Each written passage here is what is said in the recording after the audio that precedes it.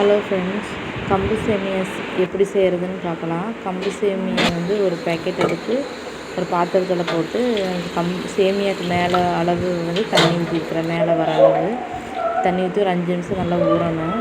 ரொம்ப நேரம் ஊறினாலும் சீக்கிரம் அது களி மாரி ஆயிரும். இந்த மாதிரி அமுத்தி பார்த்தா அப்படியே அந்த சேமியா அப்படியே உடையணும். நல்லா ஊறிடுச்சு.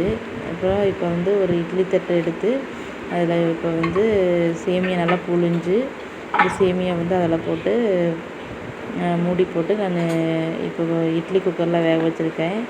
இட்லி பாத்திரத்துலேயும் செய்யலாம். இந்த மாதிரி இப்போ செஞ்சு கொடுத்தா நல்லா விரும்பி சாப்பிடுவாங்க.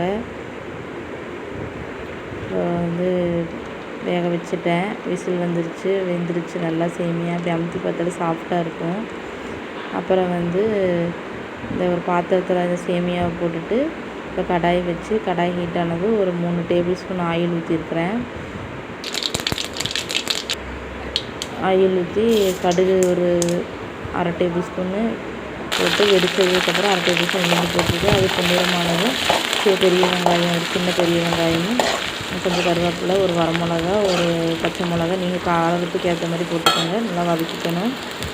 ஃப்ரெண்ட்ஸ், இந்த சேனல் பிடிச்சிங்க லைக் பண்ணுங்கள், கமெண்ட் சப்ஸ்கிரைப் பண்ணிக்கணும். ஒரு தக்காளி போட்டிருக்கிறேன். போட்டு நல்லா வதக்கிக்கணும். கொஞ்சமாக உப்பு போட்டு வதக்கியிருக்கிறேன்.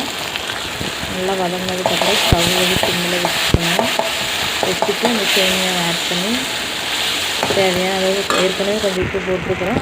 உப்பு பார்த்து அளவாக கொஞ்சம் போட்டு கிளறிக்கோங்க.